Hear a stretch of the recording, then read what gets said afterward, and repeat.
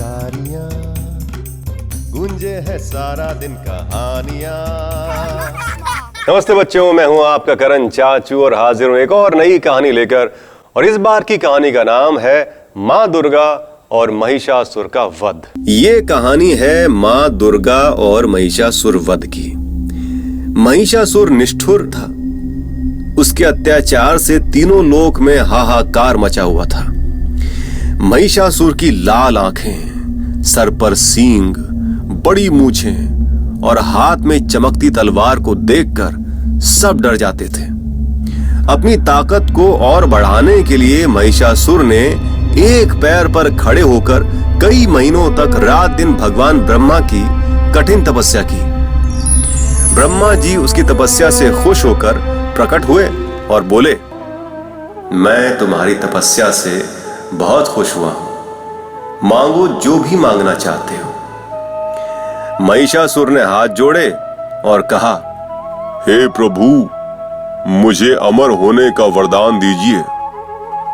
ब्रह्मा जी ने जवाब दिया, महिषासुर, मैं तुम्हें यह वरदान नहीं दे सकता हूं, क्योंकि जिसने जन्म लिया है वो अमर कैसे हो सकता है।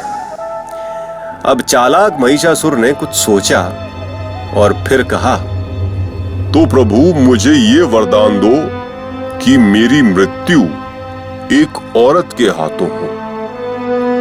ब्रह्मा जी ने तथास्तु कहा और वहां से अंतर्धान हो गए। उनके जाते ही महिषासुर जोर जोर से हंसने लगा और बोला,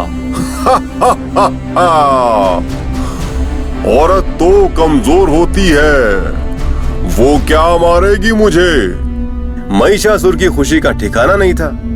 उसे अब अपनी मृत्यु का डर ही नहीं था और इसी के साथ उसके अत्याचार और बढ़ गए। अब उसने स्वर्ग में भी अपना आतंक आरंभ कर दिया। कुबेर, इंद्र, अग्नि, सारे देव हार कर ब्रह्मा, विष्णु, महेश के पास पहुंचे, पर उनके बस में भी कुछ नहीं था। अंत में ब्रह्मा, विष्णु, महेश ने अपनी अद्भुत शक्ति से एक अति तेजस्वी देवी की रचना की। ये थी माँ दुर्गा, जो दिखने में अति सुंदर थी और उनके चेहरे पर तेज प्रकाश था। 18 हाथों वाली ये माँ अब शेर पर सवार होकर सबके सामने खड़ी थी।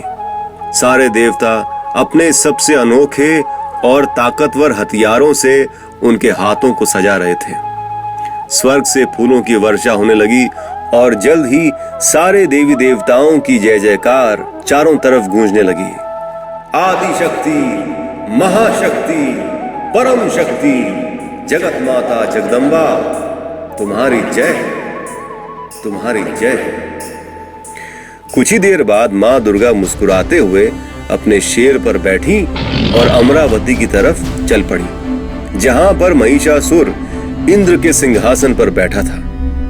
माँ दुर्गा के आते ही समुद्र में ऊंची ऊंची लहरें उठने लगी, बिजली कड़कने लगी और एक भयानक तूफान बरपा होने लगा। सारे लोग डर गए थे और साथ साथ देवी के जोर जोर से हंसने की आवाज महिषासुर को भी डरा रही थी। महिषासुर इधर उधर देखने लगा और घबराहट भरी आवाज में पूछने लगा, ये किसकी आवाज है? ये कौन है? और ये कहकर उसने फौरन अपनी सेना को आदेश दिया, सब जाकर देखो कि कौन है ये और उसका नाश कर दो। देवी को देखते ही महिषासुर की सेना में खलबली मच गई।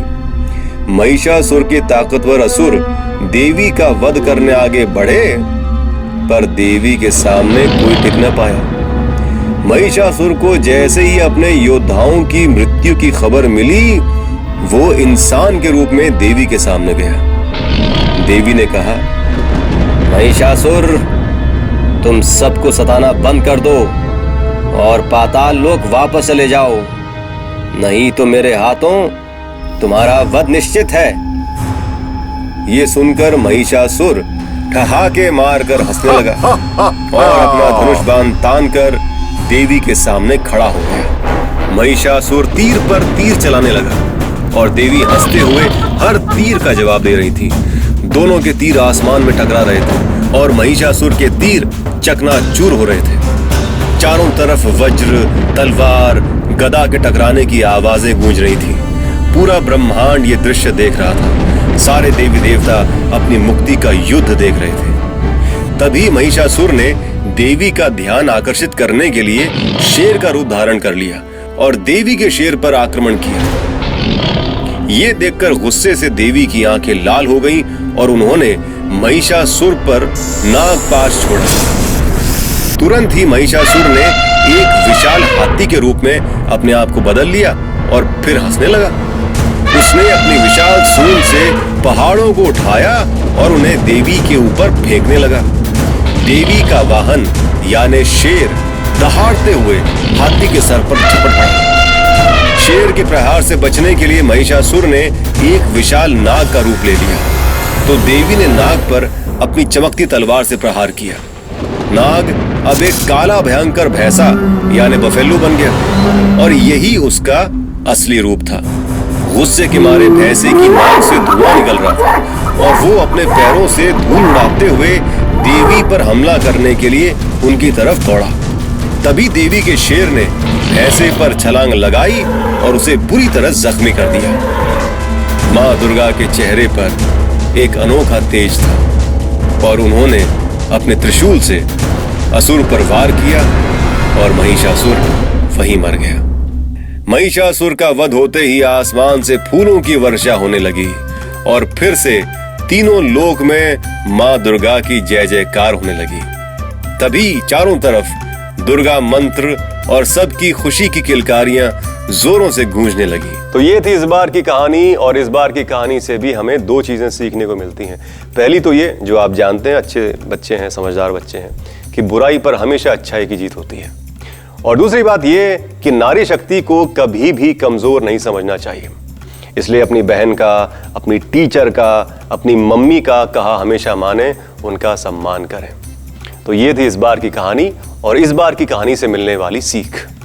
ऐसी कहानी आप चाहें तो फरमाइश कर सकते हैं हमारे फेसबुक के पेज के जरिए, जहां पर हम किलकारियां नाम से मौजूद हैं। और आज की कहानी को लाइक करने के लिए, सब्सक्राइब करने के लिए, शेयर करने के लिए, अपने कमेंट्स लिखने के लिए आप नीचे मौजूद सभी ऑप्शंस का इस्तेमाल कर सकते हैं। और अब एक बार फिर आपका ये करण चाचू चाहेगा इजाजत। फिर मिलूंगा अगले सोमवार यहीं, जहां कहानियां होंगी मेरी लेकिन दुनिया आपकी।